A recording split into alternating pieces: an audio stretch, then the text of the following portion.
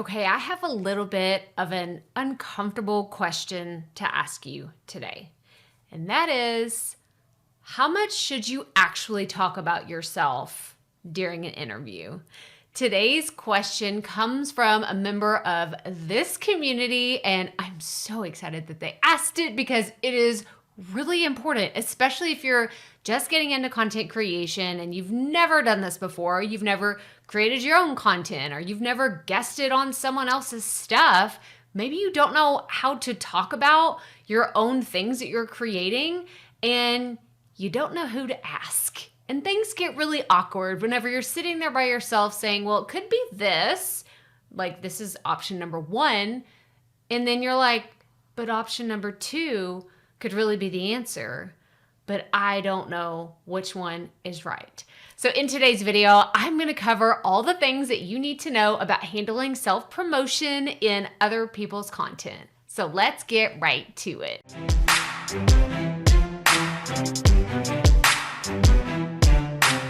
Hey y'all, Crystal here today, and like I said earlier, we are covering a question that we had right here on the YouTube channel from our commenter, Jim Apple. And Jim's question is, how many times should you or a guest on your podcast mention their podcast during an interview?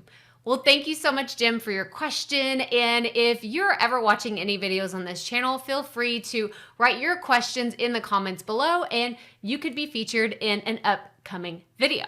Okay, so let's really dive right into this because I think that this is something like I talked about earlier where we feel like there's a lot of options, but either we're only aware of one or two of them and then we're like, which one is the right one? Right? Because we're like, I could go this way and mention my podcast name 17 times and it really explodes. And like, have you ever had these dreams, right? Like you're thinking, okay, if I just say my podcast name enough times, then people are going to remember it and I'm going to get millions of downloads the next time I go and look at my stats.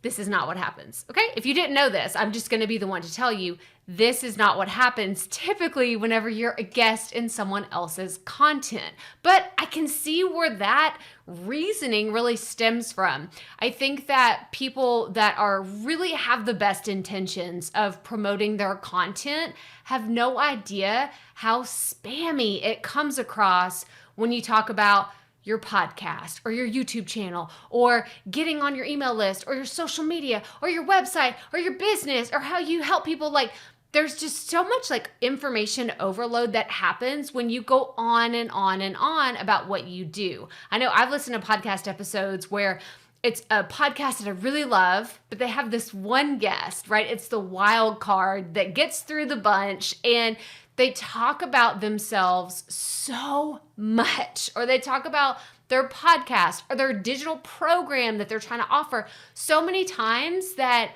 I turn the episode off. Unfortunately, I've done that more than once. Or if I'm watching on a YouTube interview, I just go to the next video. I'm like, there's no value in this for me. All I hear is someone getting interviewed and all they're doing is saying, buy my book, listen to my podcast, go to my live event, buy my program. Like there's no value in that. It's kind of like when you're driving down the road and you pass the same billboard all the time.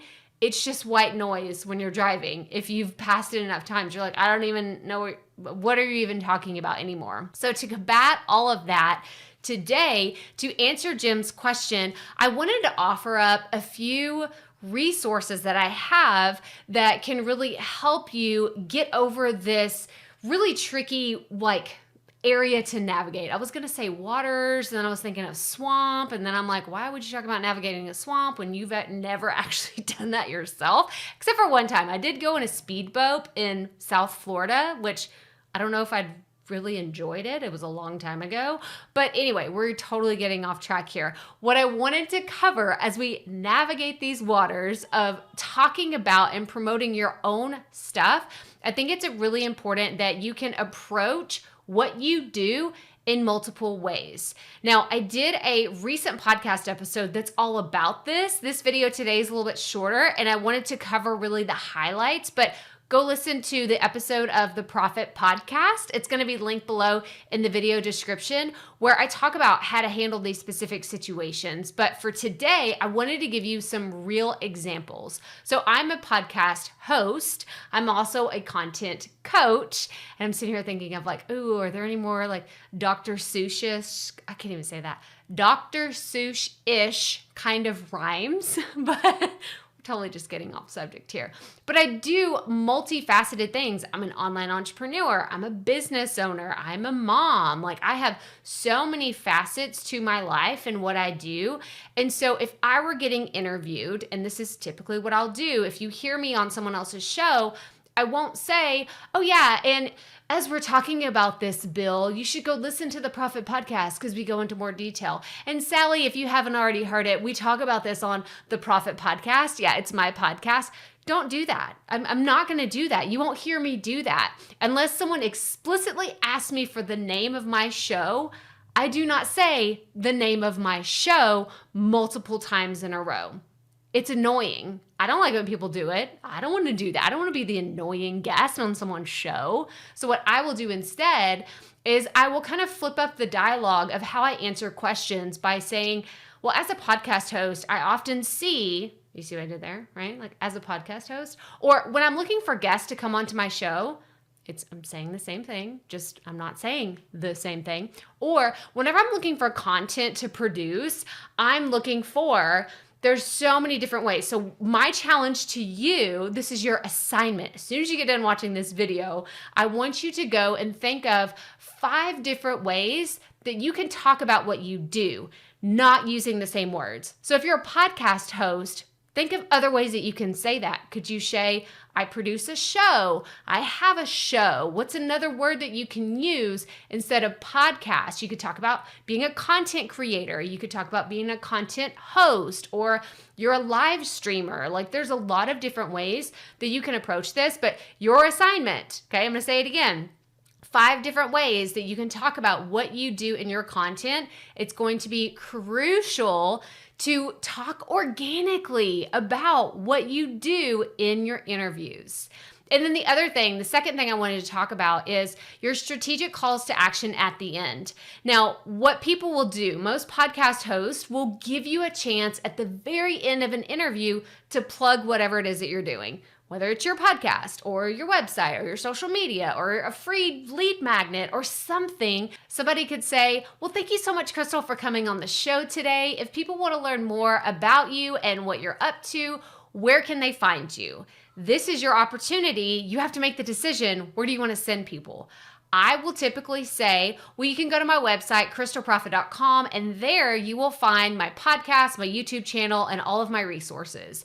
It's a very quick, concise place to send people. That is how I have set up my funnel.